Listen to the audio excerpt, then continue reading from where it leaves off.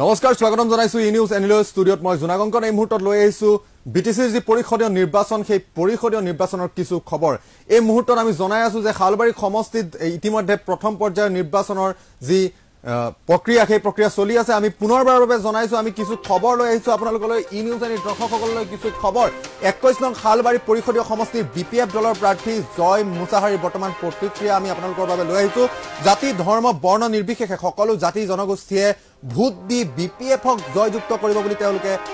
মন্তব্য আগবঢ়াইছে আৰু জয় নিশ্চিত বুলি এক প্ৰকাৰ দাবী কৰিছে মুছাহাৰীয়ে এই মুহূৰ্তত আমি জনাই আছো ই নিউজ এনি দৰ্শকসকলক এই মুহূৰ্তৰ এটা গুৰুত্বপূৰ্ণ খবৰ 21 নং খালবাৰী পৰিষদীয় সমষ্টিৰ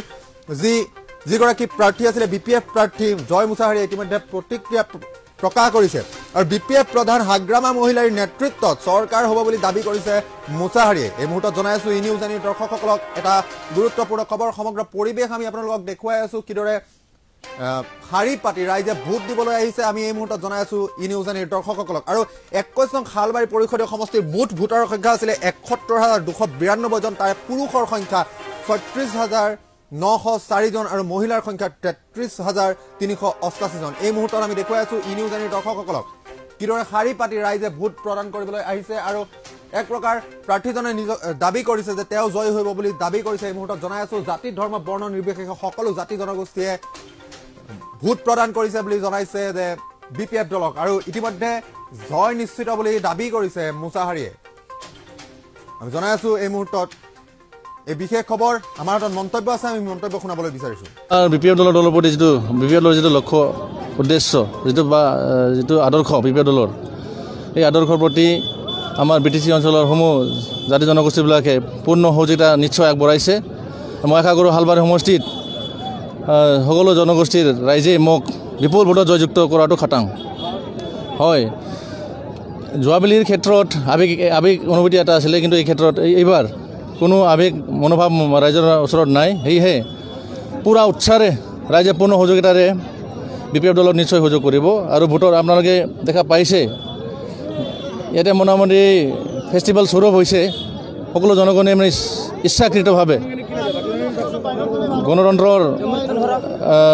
সন্মান জনাই বিপুল দলক বিপিএফ দলক বিপুল ভোটত জয়যুক্ত নিশ্চয় কৰাব মই অলৰেডি 7টা বজাৰ পৰা ঘূৰিলোঁ মোটামুটি ইয়াতে 12 নম্বৰ চেণ্টাৰত সোমালোঁ তো আমাৰ কৰ্মী বিপিএফ দলৰ কৰ্মীকৰ্তাবিলাকৰ পূৰা উৎসাহ আছে এওঁলোকে পূৰা আশাবাদী এওঁলোকে জনাইছে মোক ৰাইজৰ পূৰ্ণ সহযোগিতা আদায় কৰিবলৈ সক্ষম হৈছে আৰু বিপিএফ দলৰ প্ৰতি বিপিএফ দলৰ যিটো লক্ষ্য উদ্দেশ্য যিটো আদৰ্শ বিপিএফ দলৰ এই আদৰ্শৰ প্ৰতি আমাৰ বিটিচি অঞ্চলৰ সমূহ জাতি জনগোষ্ঠীবিলাকে পূৰ্ণ সহযোগিতা নিশ্চয় আগবঢ়াইছে মই আশা কৰোঁ খালবাৰী সমষ্টিত সকলো জনগোষ্ঠীৰ ৰাইজে মোক বিপুল ভোটত জয়যুক্ত কৰাটো খাটাং হয় যোৱাবেলিৰ ক্ষেত্ৰত আৱেগ অনুভূতি এটা আছিলে কিন্তু এই ক্ষেত্ৰত এইবাৰ কোনো আৱেগ মনোভাৱ ৰাইজৰ ওচৰত নাই সেয়েহে পূৰা উৎসাহেৰে ৰাইজে পূৰ্ণ সহযোগিতাৰে বিপিএফ দলত নিশ্চয় সহযোগ কৰিব আৰু ভোটৰ আপোনালোকে দেখা পাইছে